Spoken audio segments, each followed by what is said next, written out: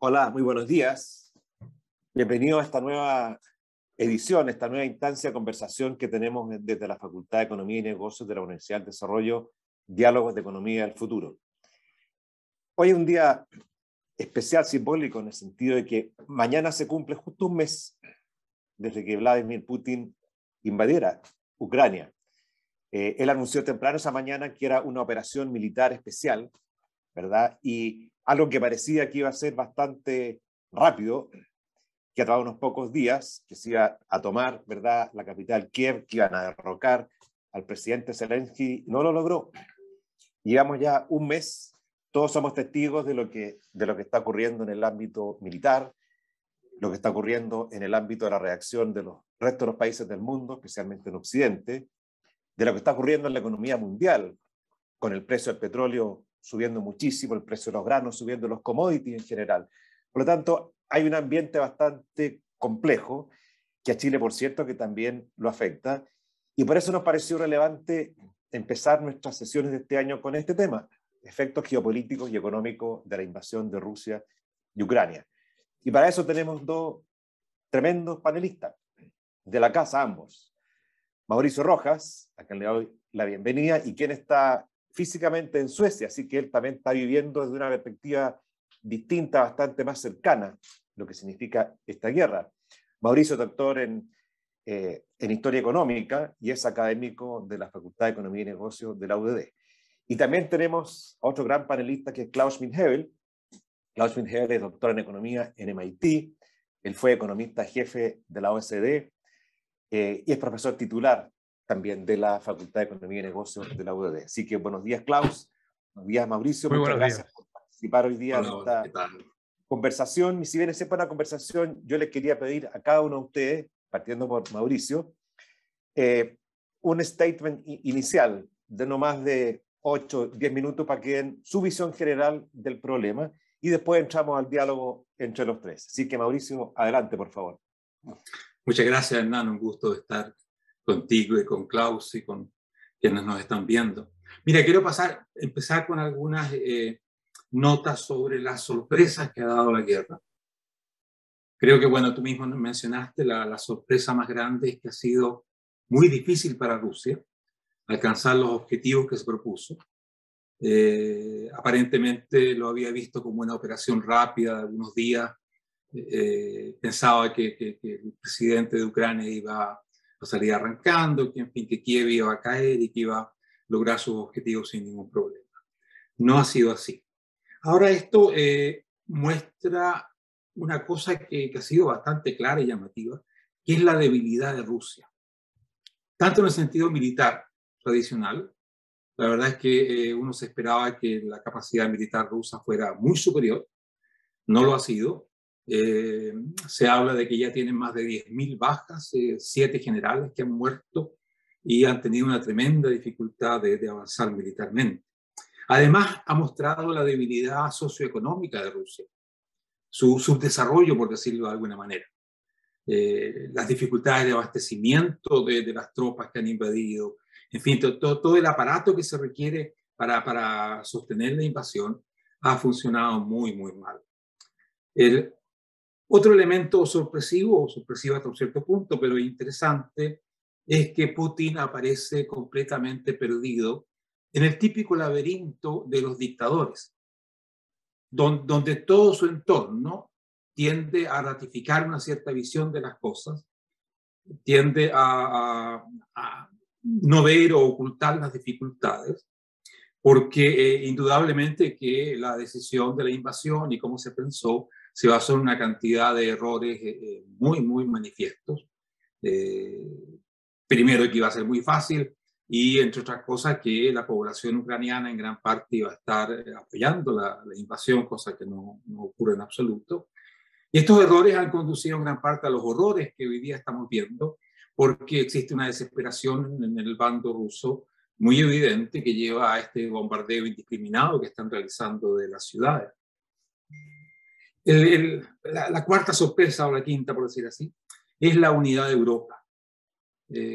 Por primera vez en mucho tiempo Europa ha actuado rápido, de forma unida, Y incluso se ha planteado, y esto va a ser así en el futuro, la construcción de una fuerza militar europea, junto al rearme de países como Alemania o como Suecia, que habían dejado de lado su capacidad defensiva durante mucho tiempo.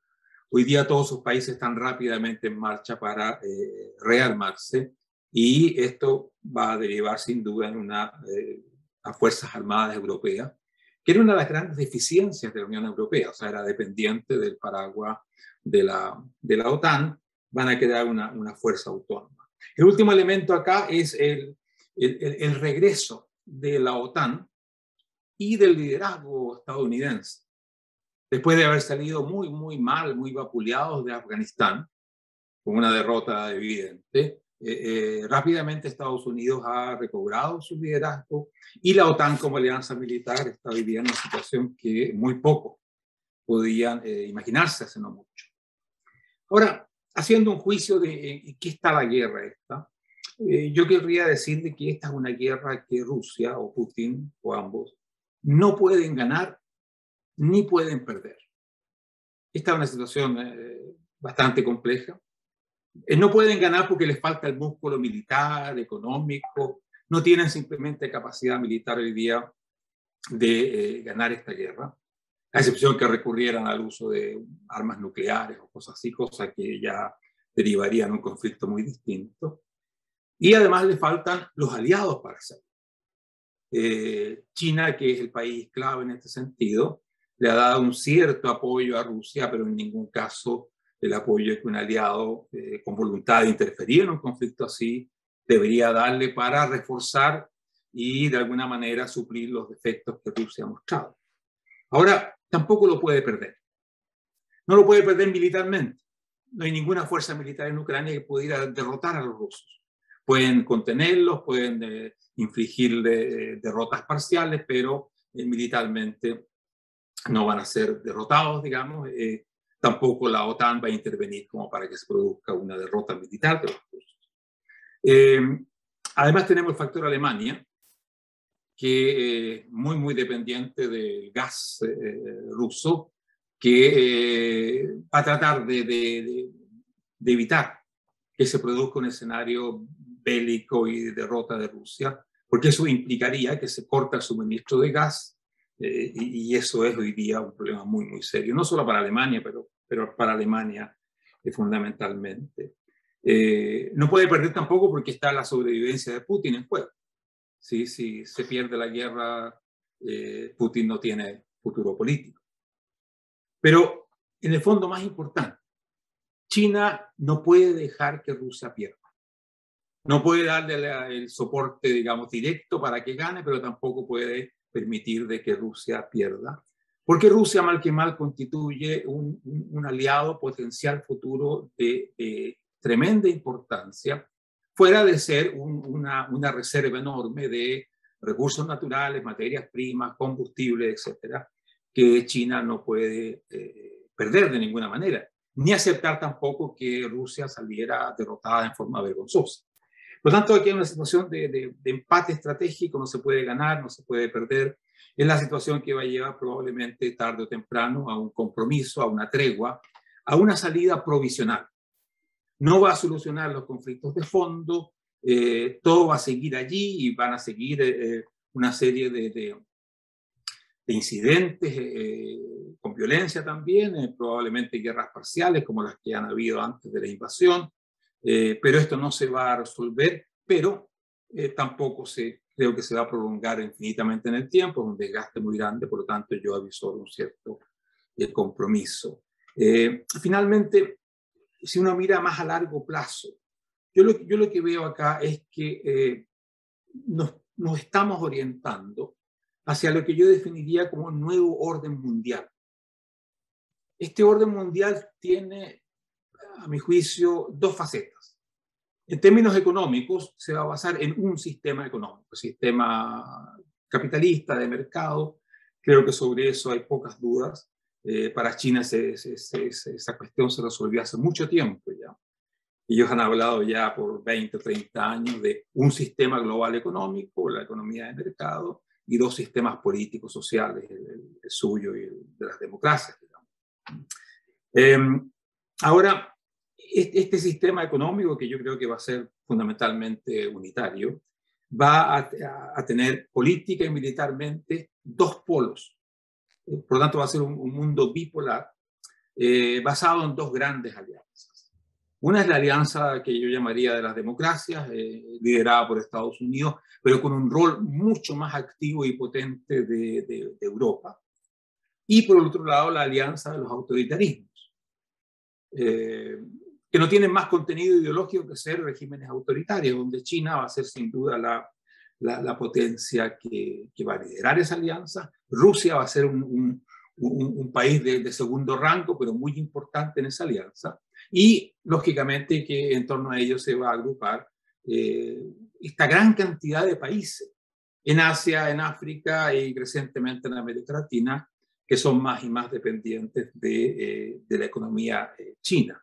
Por lo tanto, yo veo un mundo que va a tener un sistema económico en general, pero dos grandes alianzas contrapuestas, y más o menos ahí podría quedar mi primera aproximación al tema. Gracias, Hernán. Y antes de pasarle la palabra a Klaus, una pregunta breve para completar el cuadro que presentaste.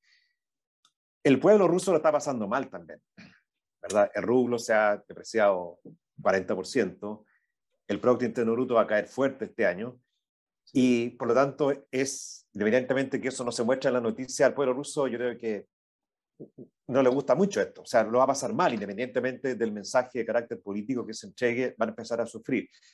Sí. ¿Tú ves alguna posibilidad de que, bueno, muchos creen que Putin, repito lo que leo nomás, que tal vez no esté en todos sus cabales, ¿verdad? Y que eventualmente pudiera ocurrir algo internamente que derrocaran a Putin? ¿Ves alguna posibilidad de eso? Solamente si perdiera la guerra, es decir, si saliera con la cola entre las piernas de esta situación. Por el resto no veo ninguna posibilidad. Es una dictadura muy fuerte, muy bien articulada, con una policía política tremendamente efectiva. Dicen que hoy día más fortalecida incluso que en el régimen soviético. Por lo tanto, no veo ninguna posibilidad. Es cierto, los rusos lo van a pasar muy mal porque las sanciones los van a afectar fuertemente. Sin embargo, no hay que olvidar que el pueblo ruso está acostumbrado a situaciones de extremada dureza, y esa dureza va asociada habitualmente en conflictos, cuando hay conflictos bélicos, con un nacionalismo, una voluntad de resistencia que yo creo que perfectamente va a poder sobrellevar las dificultades económicas. Hay que pensar lo que Rusia ha pasado, un tiempo no tan lejano después de todo. Por lo tanto, yo no creo que desde el interior, si es que no hubiera una debacle militar, pudiera surgir una alternativa a Putin. Ahora, esto que se dice Putin está medio loco, etcétera, sí, pero a la vez Putin está representando un rol que es muy comprensible, creo, para el pueblo ruso, que es el reconstructor de la Gran Rusia.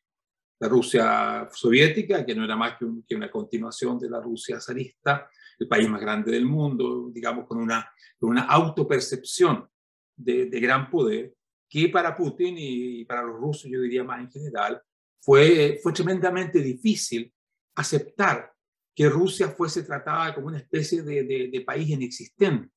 Incluso yo he leído algunos textos donde hablan de lo dramático que era para Putin llegar a las reuniones internacionales, donde todos iban a hablar con Obama o iban a hablar con el líder chino, y él se quedaba sentado en un rincón solo porque a nadie le interesaba a Rusia.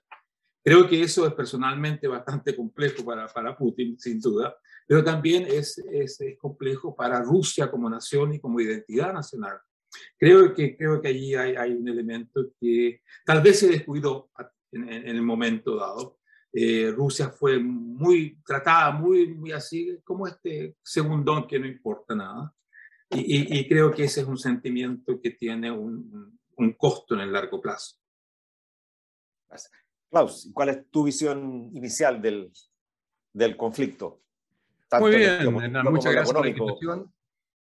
Sí, perfecto. Muchas gracias por la invitación. Es un placer estar con ustedes acá. Agradezco el honor de compartir además la conversación con el profesor Mauricio Rojas, un gran colega y un gran experto en temas europeos y latinoamericanos y chilenos, por lo demás.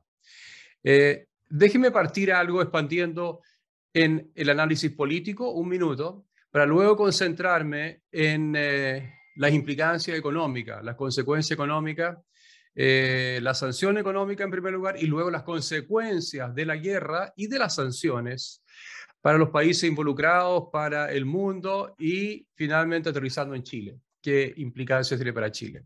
En lo político hay que decir de que este conflicto es el primer conflicto de estas características después de la Segunda Guerra Mundial. Este es un país autoritario inicialmente, hace 20 años cuando Putin asume. Hoy día es una dictadura que se acerca al totalitarismo, dominada por una sola persona, que puede ser psicópata, pero no es loco en un sentido de cometer locura, un hombre racional que maximiza su propio objetivo usando sus recursos, mal o bien, pero es un hombre racional. Y es la primera guerra lanzada por un poder nuclear, uno de los mayores poderes nucleares, si no el mayor del mundo, ¿no es cierto?, contra un vecino que trata de construir una economía de mercado en un contexto democrático. Bajo la figura que Mauricio describió muy bien, que es el objetivo final de Putin es reconstruir el imperio ruso. El que deconstruyó Gorbachev con Glasnost Perestroika, fracasó en esa deconstrucción parcial que terminó en el intento de la construcción de la democracia rusa en los años 90, terminó ahora en una dictadura muy dura y muy controladora. Ahora, lo interesante que esta guerra, como es la primera con características stalinianas o hitlerianas, que lanza un poder grande desde 1945, genera una reacción condenatoria universal, política, social, vía medios sociales. La condena se refleja en que en la ONU 141 de los 193 miembros condenan a través de una resolución condenatoria la invasión de Rusia a Ucrania. Solamente 5 países, la misma Rusia, y 4 países que son sátrapas y son estados en disolución, ¿no es cierto?, muy pobres y muy chicos, Eritrea, Bielorrusia, Siria, Corea del Norte, ¿no es cierto?, sátrapas de la Unión Soviética, de Rusia, la apoyan a Rusia. Una reacción política fantástica de la Unión Europea, de la OTAN. Esto en general yo creo que es una guerra que tiene beneficios para el sistema democrático del mundo. Fortalece la democracia y fortalece la disposición a defender las democracias contra las agresiones de regímenes totalitarios, el cual este es el primer ejemplo. El siguiente puede ser la invasión china a Taiwán, y por eso que China, ¿no es cierto?, es un cuasi aliado de Rusia, porque espera que a su vez Rusia lo apoye cuando intente invadir Taiwán en un par de días, meses o años más adelante. Ahora bien, ahora déjenme concentrarme en lo económico. Las reacciones no solamente son políticas y sociales en Europa, en la OTAN de Estados Unidos, sino que son sanciones que hasta ahora, llevo la cuenta más o menos día a día esto, han impuesto 15 países, Estados Unidos, Gran Bretaña, muchos países miembros de la UE y otros países como Taiwán, Nueva Zelanda, Corea del Sur, han impuesto sanciones económicas de intensidad variable, pero muy creciente en el tiempo. Cada día se incrementa la intensidad y extensión de dichas sanciones, abarcando a más países y más categorías de sanciones. Ahora bien, ¿cuáles son las categorías? Son financieras, comerciales y sociales y políticas. Las financieras son que, número 1, los bancos rusos han sido excluidos del sistema internacional de pagos, al cual están adscritos 12.000 bancos del mundo, que es el sistema SWIFT. El Banco Central, la Tesorería del Ministerio de Hacienda ruso le han congelado sus activos que tienen, ¿no es cierto?, fuera de Rusia. En lo comercial se está limitando las exportaciones e importaciones, en algunos casos muy gradualmente. La Unión Europea recién hacia fin de año habrá reducido en 2/3 las importaciones de gas natural ruso, del cual depende tan intensamente y que puede reemplazar solo muy gradualmente a lo largo de este año. Los barcos rusos son excluidos para llegar a puertos de los países que así lo estiman importante a través de dichas sanciones. Los aviones rusos, las líneas aéreas rusas son prohibidas de entrar al espacio aéreo de Estados Unidos, la Unión Europea y Canadá. Y los así llamados oligarcas, multimillonarios o millonarios muy cercanos al régimen, muy cercanos a Putin, son sancionados a través del congelamiento de sus activos reales y financieros en el mundo. Y esto suma y sigue, una reacción fantástica porque demuestra del espanto que ha causado esta primera guerra imperialista de la Rusia del siglo XXI y la primera guerra imperialista en realidad de cualquier poder democrático o no democrático, de expansión imperialista y de extensión territorial que se hace desde Hitler fue derrotado y desde que Stalin ganó la Segunda Guerra Mundial conjuntamente con Occidente contra la dictadura nazi. ¿Cuáles son las consecuencias ahora, Hernán, para la economía mundial? Primero, para Rusia, la combinación de la guerra y sus costos, y especialmente las sanciones, es brutal. Rusia ya está en una profunda recesión y el PIB ruso podrá caer cualquier cosa entre 10 y 20% este año comparado con el PIB del año pasado de Rusia. Ahora, ¿cuáles son las consecuencias para la economía mundial? Es extraordinariamente difícil proyectar con cierta confianza los efectos de la guerra actual, porque hay una enorme incertidumbre sobre, número uno, el término de la guerra y las condiciones bajo las cuales se terminará el conflicto bélico, que es una guerra, como Mauricio señala muy bien, no se puede ganar y no se puede perder. Uno podría pensar en una ocupación rusa en el mediano plazo, pero con grandes guerrillas ucranianas contra los ocupantes rusos. Y segundo, es muy incierto por las muy inciertas reacciones de Putin a la sanción económica, a la oposición rusa interna y al apoyo militar de Occidente a los militares guerrilleros ucranianos futuros.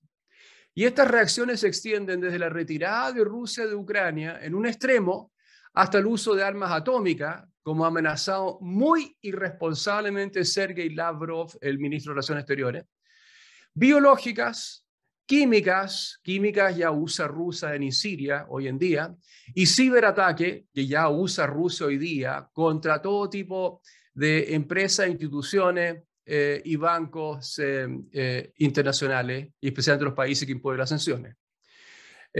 Y por último, existe el riesgo de que esta guerra se extienda a toda Europa y a toda la OTAN.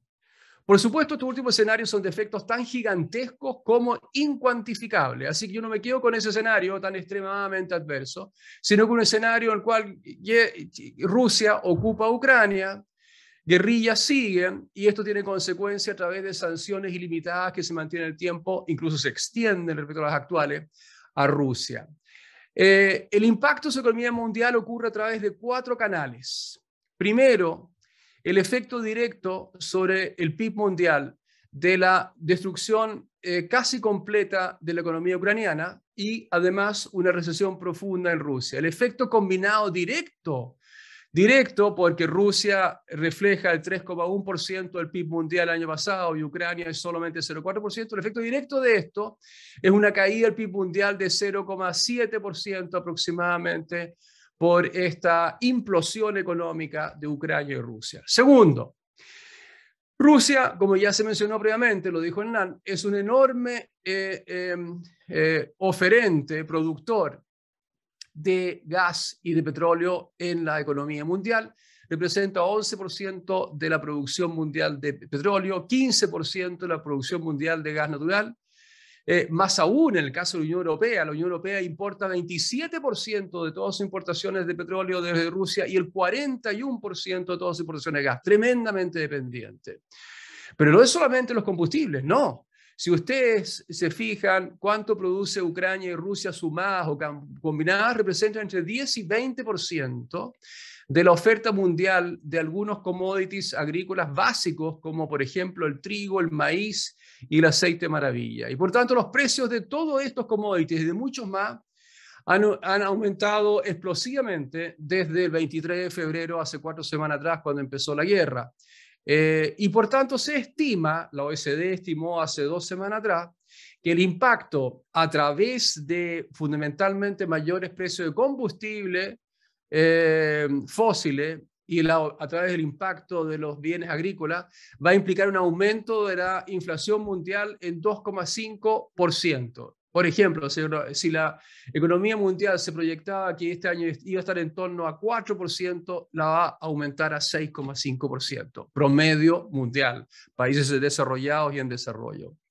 Tercer mecanismo, tanto Rusia y Ucrania obviamente tienen países vecinos que están particularmente afectados por la disrupción del comercio con Ucrania y Rusia, por disrupción de las cadenas de suministro, la disrupción de los envíos de dineros de un país a otro, a las familias de trabajadores que trabajan en el extranjero, y ciertamente por este enorme influjo de refugiados ucranianos que hasta la fecha suman casi 4 millones y posiblemente lleguen al doble o al triple o 5 veces ese número si es que los crímenes contra la humanidad que cometen Rusia en Ucrania siguen y esto lleva a un éxodo de una fracción importante de la población. El cuarto mecanismo, y esto por supuesto implica costos fiscales y costos económicos enormes para los países más cercanos. Mientras más cercanos, mayores los costos que hay que asumir por esta disrupción del comercio, estos influjos de refugiados. Y el cuarto efecto que afecta a todo el mundo en mayor y menor grado es debido a la enorme incertidumbre política y militar de la guerra, incertidumbre a su vez militar para Europa Occidental y económica por las consecuencias económicas. Eso afecta a los precios de los activos, afectará las condiciones financieras que van a ser más apretadas en cuanto a oferta de créditos por parte de los sistemas financieros mundiales y genera probablemente una salida significativa de capitales desde las economías emergentes en general con devaluaciones de sus monedas porque fundamentalmente los inversionistas huyen hacia lugares más seguros donde los activos están más seguros, Estados Unidos en particular. Los efectos de esos 4 canales de transmisión sobre el producto mundial y los productos de distintas regiones y los niveles de ingreso y los salarios van a ser significativos. Se estima, lo estimó la OECD el 17 de marzo, hace pocos días atrás, hace una semana, que el crecimiento mundial va a caer en un punto este año. Va a caer, por ejemplo, desde el 4,4% de crecimiento proyectado por el Fondo Monetario Internacional en enero de este año, antes de la guerra, a un 3,4% por los efectos combinados a través de estos 4 mecanismos de transmisión. Va a caer el crecimiento de la economía mundial. Y por supuesto, los efectos, como ya dije, en las zonas directamente afectadas por la guerra son mucho más intensos, con recesiones o destrucción de la economía correspondiente. Son más importantes en Europa Occidental, especialmente los países limítrofes a Ucrania, a Rusia, y son un poquito menos intensos, pero ciertamente se van a sentir en Estados Unidos, en Canadá y en el resto del mundo, en el mundo en desarrollo también. Mauricio, tú mencionabas, ¿verdad?, como uno de los efectos, lo que está ocurriendo como algo positivo, incluso el fortalecimiento de la OTAN. Alemania anunció sorprendentemente que iba a gastar 110.000 millones de dólares adicionales a los que ya gasta en defensa. Angela Merkel un poco en su periodo como que era más de la idea, como que fue bajando eso. Tuvo una actitud más buenista, si se me permite el término. Y ahora vamos como en reversa. Donald Trump era muy contrario, digamos, a esta actitud de guardianes del mundo y decía, no, ¿sabe qué más? Cada uno tiene que arreglárselas por su cuenta. O sea, que Europa también en el fondo gaste más y no siempre tener que depender de lo que haga Estados Unidos. ¿Qué opinas de eso? ¿Esto es como una señal de que Merkel se equivocó? ¿Es una señal de que Trump tenía razón? ¿Cómo ve esa otra mirada de lo que hoy día es un fortalecimiento de la OTAN que sin duda va a ser bueno para el mundo? Bueno, no solamente Angela Merkel se equivocó, sino que todos nos equivocamos en Europa Occidental.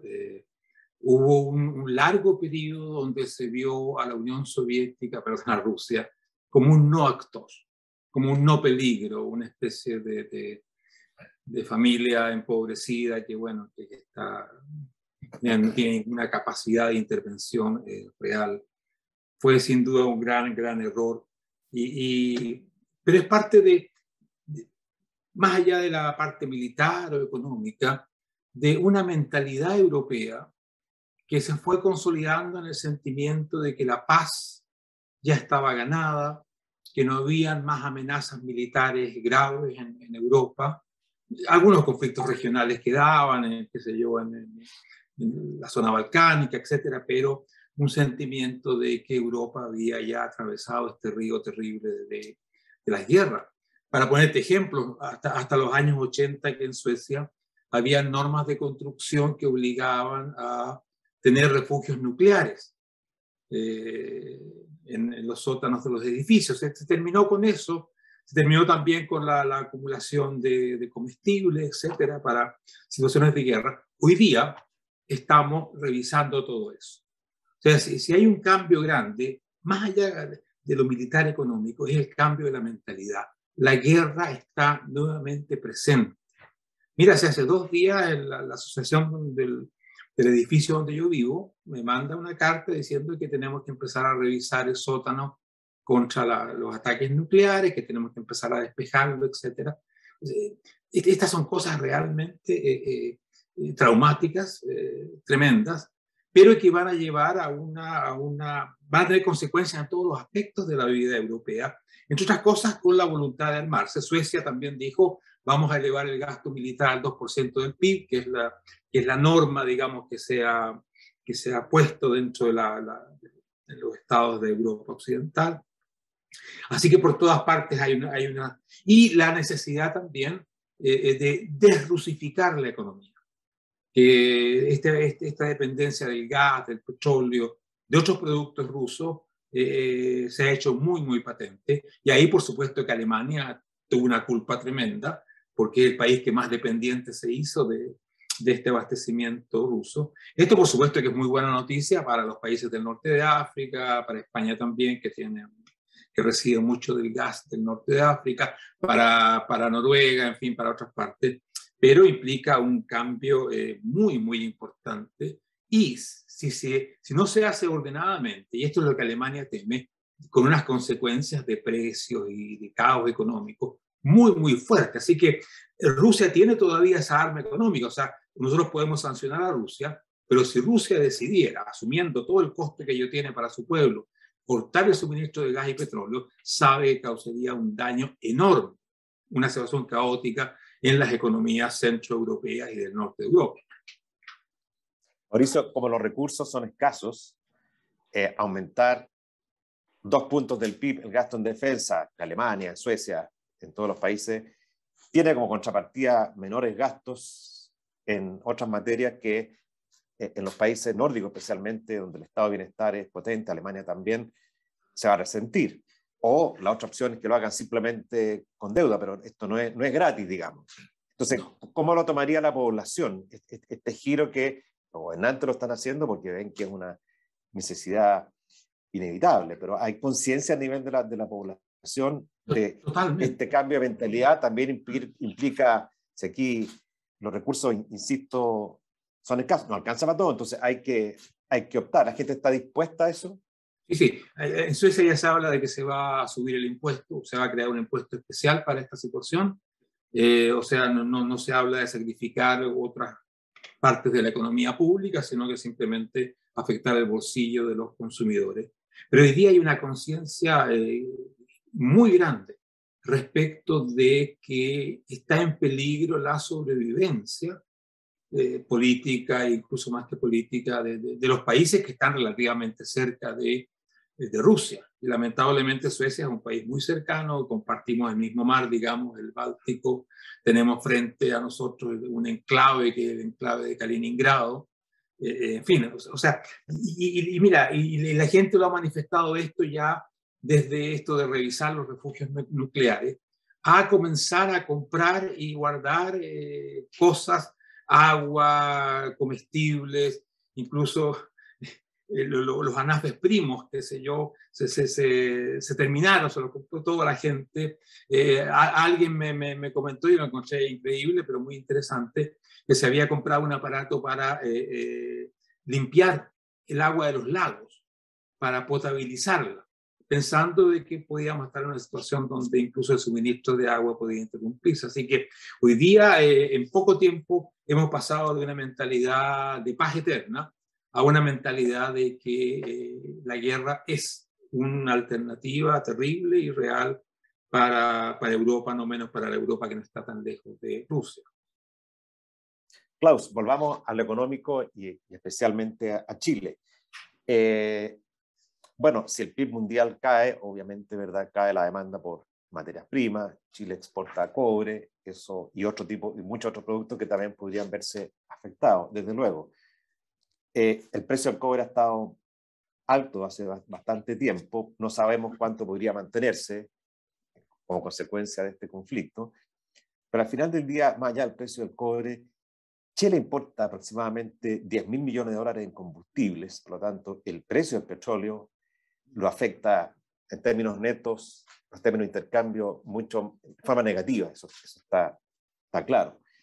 Y a la vez, Chile está en esta cruzada, ¿verdad?, entre comillas, para tratar de derrotar la inflación. El Banco Central ha anunciado alzas de tasa, pero esto que está ocurriendo a raíz del alza del precio del petróleo va a presionar la inflación aún más arriba, transitoriamente tal vez, si es que el cambio en el precio del petróleo es por una vez.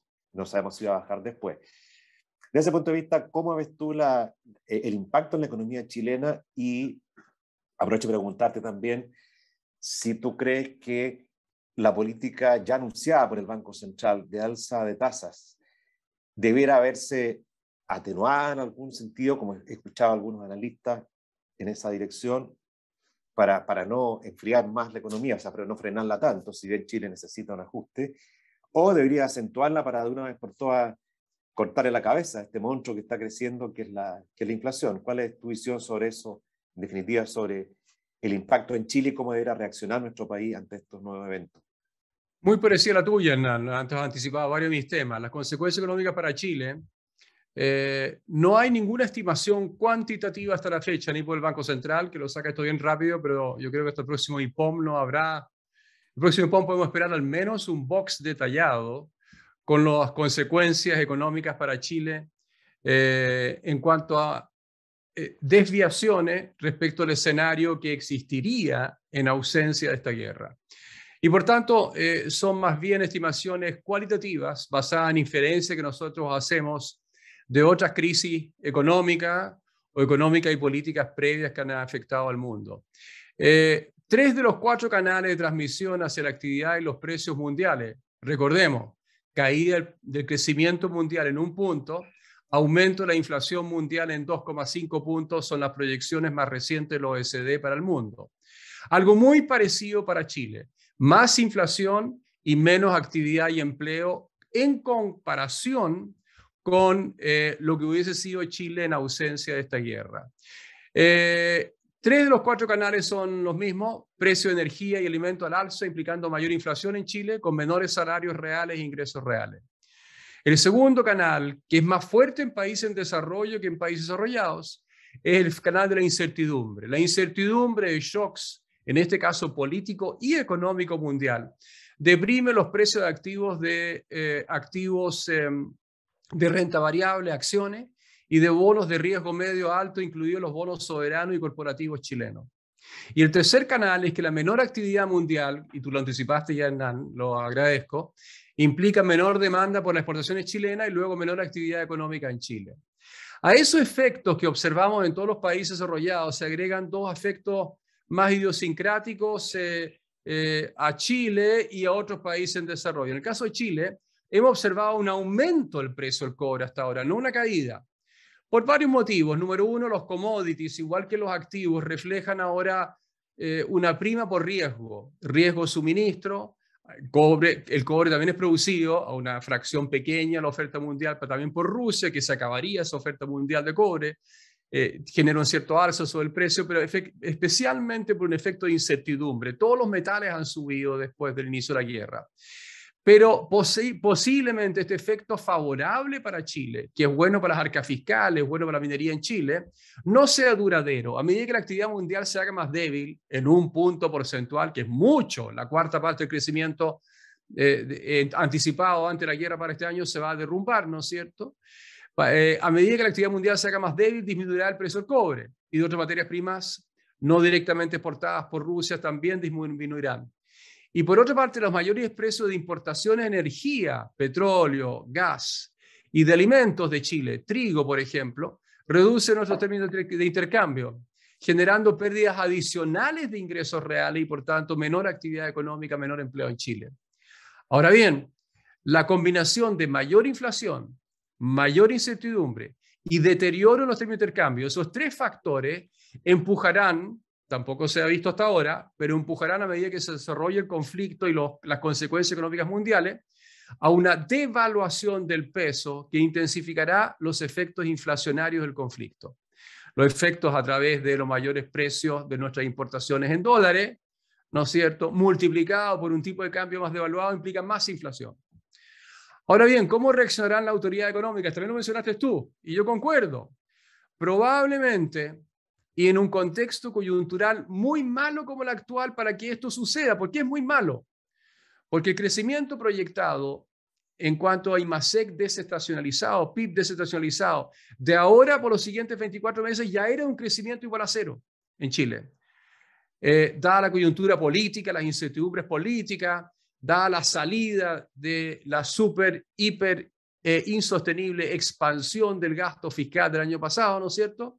Anticipábamos cero crecimiento, los analistas anticipaban cero crecimiento entre comienzo de este año y fin del año 2023, por 2 años consecutivos.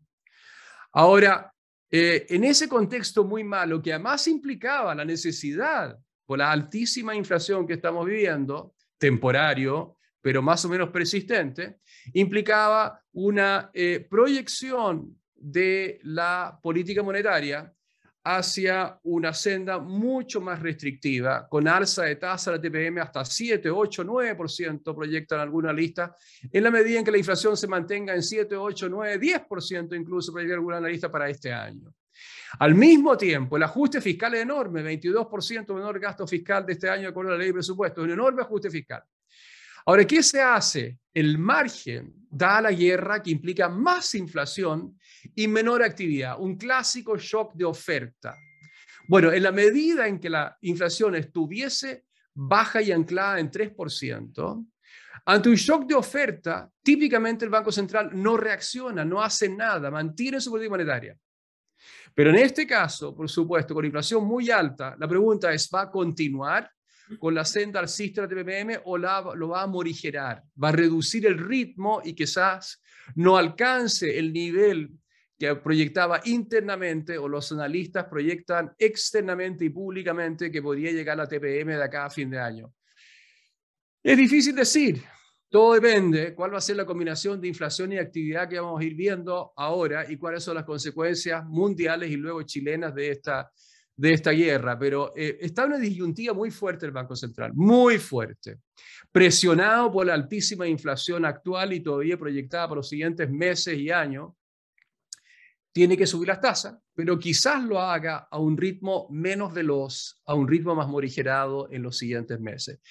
Política fiscal busca fundamentalmente, el objetivo de política fiscal no es el monetario de menor inflación, sino que es, y lo ha dicho Marcel, al menos hasta antes de este conflicto, con todas sus palabras, es un compromiso de la autoridad fiscal a volver a una senda de sostenibilidad fiscal, vale decir, hacer un ajuste fiscal coherente con el menos 22% de gasto, la caída del déficit de este año, para ojalá en 2, 3, 4 años más a más tardar, en 4 años a más tardar, llegar a una relación entre deuda, bruta o neta, da casi lo mismo, una relación entre la deuda fiscal y el PIB que sea estable y constante. Eso significa reducir el déficit fiscal en forma importante, especialmente en un mundo en el cual el denominador de esa razón, el PIB, no está creciendo en el mundo chileno.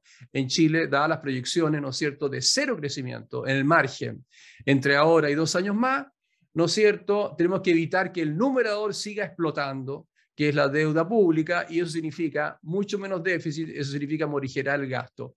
Ahora, dada la guerra, es posible que también esta trayectoria se ablande o se vaya postergando en el tiempo para hacerlo menos oneroso para la actividad económica y para el empleo y los ingresos de los chilenos.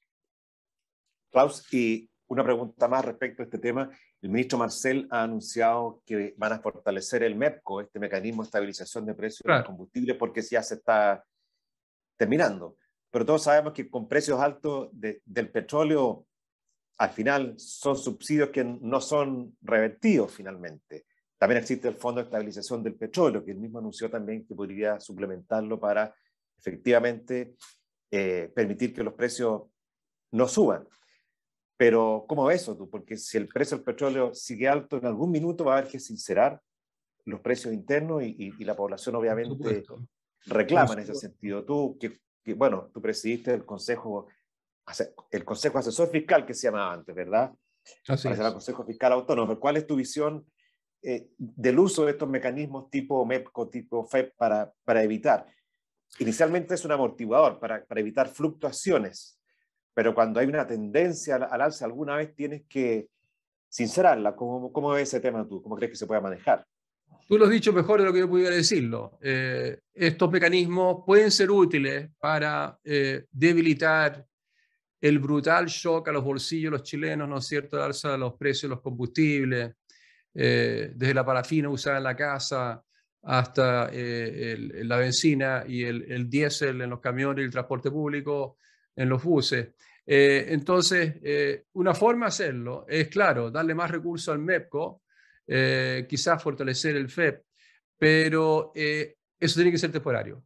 Eso está definido como mecanismos temporarios y en el mediano plazo, y yo pienso el año 2023 para estos efectos, esto tiene que sincerarse, como tú bien dices, y tiene que básicamente pagarse los precios internacionales traducidos en pesos chilenos al tipo de cambio, ¿no es cierto? De manera que esto no sea un recurso fiscal eterno que implique un debilitamiento de la posición fiscal para siempre.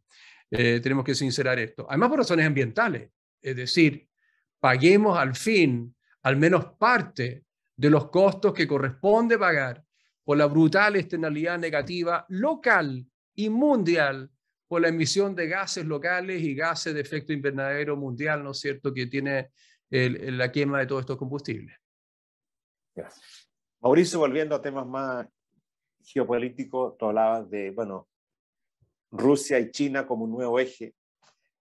Hablaste también del fortalecimiento de Europa, la que ha tomado conciencia ahora de lo que significa esta amenaza que significa Rusia y eventualmente Rusia-China. ¿Y cómo es Estados Unidos tú en esto? ¿Crees que se ha debilitado en términos relativos? Porque, claro, ha impuesto las sanciones económicas que han sido duras. El presidente Biden ha sido muy enfático. Entiendo que va a viajar a Polonia, si no es hoy, entiendo que es mañana. Pero ¿cómo va Estados Unidos después de todo esto? Bueno, yo lo veo tremendamente fortalecido. Hace mucho tiempo que el liderazgo estadounidense no era tan fuerte, tan evidente y tan deseado por Europa como ahora. La guerra de Afganistán, en fin, todo ese escenario muy negativo había dañado mucho a Estados Unidos. La misma OTAN era una organización que había perdido fuerza.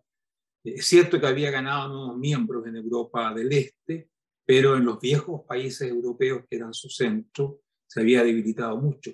Todo esto ha cambiado radicalmente y además hay una plena conciencia de que por más que se rearme Alemania o Escandinavia o quien sea, la dependencia militar respecto de Estados Unidos es absoluta. No hay nada que ni de cerca pueda compensar la presencia militar estadounidense, con alguna ayuda británica y francesa fundamentalmente, que son potencias nucleares más que mal. Pero la posición estadounidense hoy día aparece en su mejor situación ideológica. Aparece liderando el mundo democrático libre. Es decir, volvemos un poco a la situación de la Guerra Fría, un gran totalitarismo contra las democracias. Estados Unidos está no solamente siendo necesitado militarmente y económicamente, sino que aparece como el líder ideológico natural de esta alianza de las democracias. Creo que eso es un cambio muy, muy importante en todo lo que es la situación europea, estadounidense. Vamos a ver qué significa eso para otras partes del mundo, por ejemplo, para América del Sur. En fin, todo esto va a tener grandes consecuencias, no menos por la presencia china, pero el efecto inmediato es un fortalecimiento notable de la presencia estadounidense. Decía recién, va a ver cómo afecta esto a América del Sur. Bueno, sí. Chile, el principal socio comercial de Chile es China. Así es. ¿Verdad? Que está en uno de estos ejes, pero obviamente también lo es Estados Unidos. ¿Cuál crees tú que debería ser la reacción de Chile en función de este conflicto y de los nuevos ejes que se van a formar? Hasta ahora en general ha sido ser bastante como neutro, independiente, pero ¿ves tú algún riesgo de que Chile sea obligado, sea forzado como a optar por uno u otro? Bueno, lo que China pide, y tenemos que entender que somos parte de la esfera económica china, que todo el resto es música, digamos, que va a ser más así en el futuro, es que los países no cuestionen el régimen chino y no entren a dificultar los intercambios económicos. Por tanto, yo creo que en ese sentido América del Sur en su conjunto se va a alinear de hecho con China. Pero piensa tú la situación económica chilena, o sea, actualmente las exportaciones chilenas, no recuerdo bien si una tercera parte o hasta la mitad eran dependientes del mercado chino, y si tomamos todo el mercado asiático, más todavía. Y la verdad es que en el sentido muy craso de la palabra, se vive de exportar cosas, pero no se vive de hacer declaraciones por la democracia y menos contra los autoritarismos tipo China. Y lo que vamos a ver es una alianza autoritaria, en la cual, por supuesto, que países como Venezuela u otros van a estar muy felices. Nosotros vamos a tener que estar bastante callados en ese sentido, pero creo que no hay muchas opciones. Bueno, estamos llegando al término ya, así que no me cabe sino que agradecerles a Mauricio y a Klaus su disposición a participar en este diálogo de economía del futuro. Gracias a todos ustedes por haberse conectado, y les recuerdo que esto lo pueden ver en UDD TV y también en nuestro podcast Negocios FEN UDD, que está en Spotify. Así que muchas gracias nuevamente y que tengan un muy buen día. Muchas gracias, tío Hernán. Muchas gracias. Gracias, Mauricio. Gracias. Adiós. Hasta la próxima.